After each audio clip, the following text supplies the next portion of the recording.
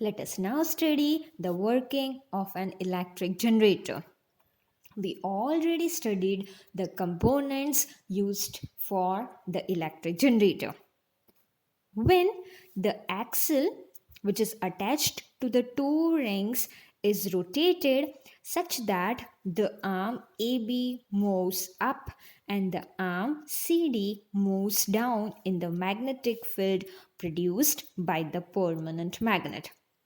Now, students, as I have already told you that the axle will be mechanically rotated from outside, and because of this, what will happen? The coil will also rotate. So, first thing for working of electric generator, the first thing we have to remember is the axle is rotated.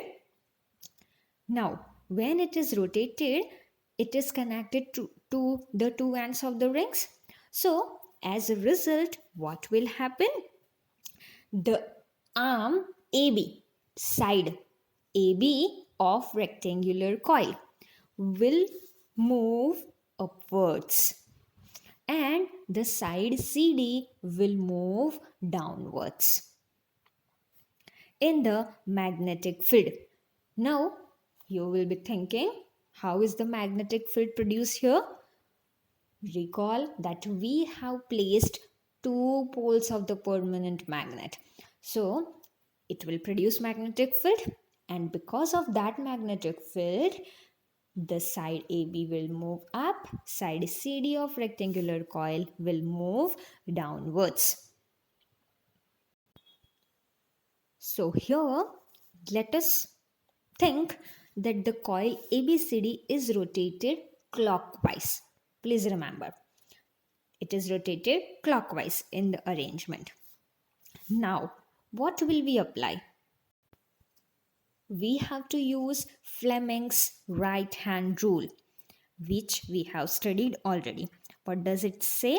It says that when we stretch thumb, forefinger, and middle finger of right hand so that they are perpendicular to each other, then the forefinger indicates the direction of magnetic field, thumb indicates the direction of motion of conductor, and the middle finger shows the direction of induced current. So by using Fleming's right hand rule, we will get the direction of induced current.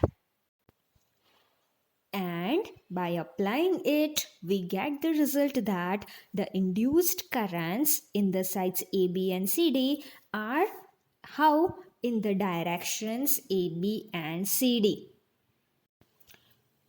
Look at the figure carefully. In the rectangular coil ABCD, the direction of induced current is shown with the black arrows. So, what is the direction of the induced current? From A to B, from B to C, C to D, that way. Okay, so that is the direction of induced current.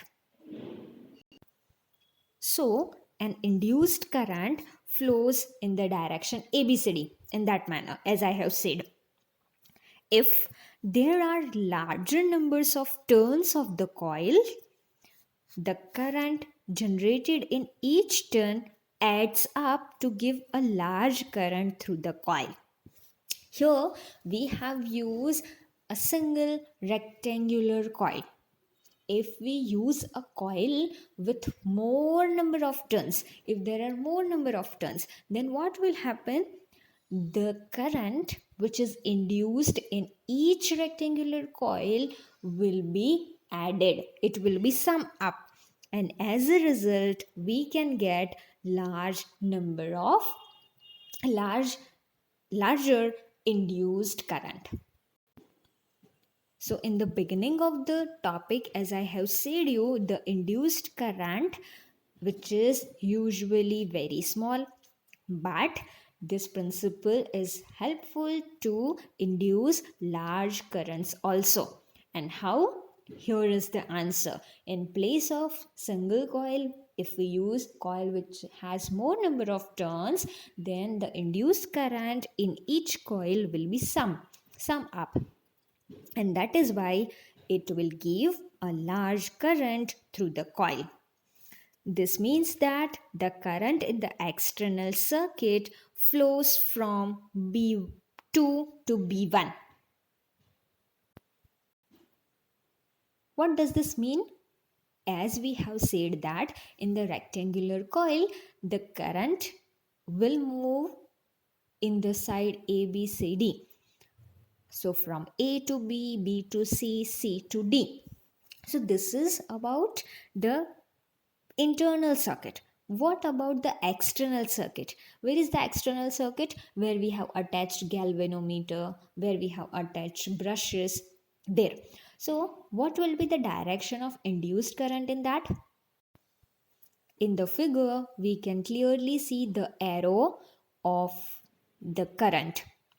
So as it comes from C to D, then from D it will come to brush B2. Then again it will go to brush B1. That is the direction of the current in the external circuit. In electric motor also we have learned that there will be a rotation. Here, after a rotation, what will happen? Let us see. After half a rotation, side CD starts moving up and AB will move downwards as shown in the figure. So what will happen? As a result, the direction of induced current will also change. So what will be the direction of the induced current? It will be in the form of direction DCBA, which means the current will move from D to C, C to B and B to A. Now here in the picture, you will be thinking that it is shown like A, B, C, D. The arrows are shown like that. But the first position of the coil, it was A, B, C, D. So at first B was C and A was D. That is why it is shown like that. But the current changes in the direction of DCBA. Now, what will be the direction of induced current in external circuit? Refer to the figure. What is the direction of the arrow for current in external circuit? The black arrow shows that the direction of induced current in external circuit is from B1 to B2. Right? It is clearly seen in the picture. So, after every half rotation, the current will change. Let us now see how it is. Here, we can see that two poles of the magnet are there. We have two rings which are attached to an axle, and this way the rectangular coil will move, and as it rotates, the direction of the induced current will be changed. How can we say that it is changed? How can we detect that the direction of the current is changed? It is shown in the galvanometer. For every half rotation, it changes the direction. As you can see, once it moves to the right side, then it moves to the left side. So after every half rotation, it changes the direction. By this also, you can clearly see it. How the direction of induced current changes after every half rotation of the coil. In the galvanometer, clearly it shows the change of the direction of current. You will be thinking, why is it written AC generator? Here is the answer for you. A current which changes direction after equal intervals of time is called an alternating current. So the abbreviation is AC. Alternating current. Abbreviation of alternating current is AC. And this device is called an AC generator. Because here in this generator, what happens? The current changes direction after equal intervals of time. Here, what is equal interval of time? Here it is half rotation. So after every half rotation, it changes direction, and such current is called as alternating current. Please remember this. So this is called as AC generator. We also have a direct current. Direct current is abbreviated to DC current. So, to get a direct current which does not change its direction with time, it is known as direct current. To get this kind of direct current, which type of things are used? So, a split ring type of commutator is used to get direct current. And we have learned this where? In electric motor. So, electric motor is also called as a DC motor. DC, which has direct current. Okay, and what is direct current? Which does not change its direction after every interval of time. So, to get this kind of DC current, what is to be used? Split ring commutator. That must be used. And with this arrangement, one brush is all the time in contact with the side moving up the field. This is the thing which we have learned, we have studied in an electric motor. And by this, unidirectional current is produced. Single current is produced, which means the direction of the current is in the same direction. And this type of generator is called a DC generator. Let us once again remember the differences between AC current and DC current. What is an AC current?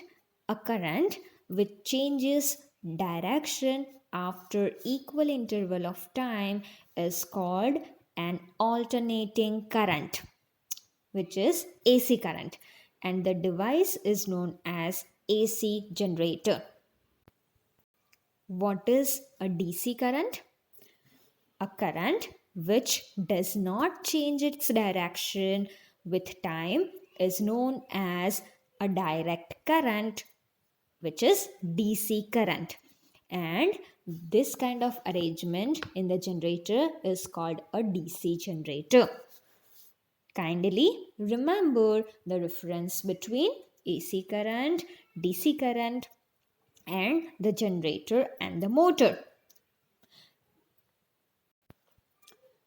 The second difference is that the direct current always flows in one direction, whereas alternating current reverses its direction periodically, which is already we have discussed in the definition, that AC current changes the direction after each interval of time, whereas DC current does not change its direction. So in other words, we can say that the alternating current reverses its direction periodically, which means after equal interval of time, whereas direct current always flows in one direction. This is the difference between direct current an alternating current. Most power stations constructed these days produce AC current. In India, AC current changes direction after every 1 divided by 100 second, and that is the frequency of alternating current is 50 hertz. This is important to remember. The frequency of AC, the frequency of alternating current is 50 hertz in India. 50 hertz. What is the advantage of using alternating current than the direct current? So, an important advantage of alternating current over direct current is that electric power can be transmitted over long distances without much loss of energy. So, that is advantage. So, this is all about an electric generator.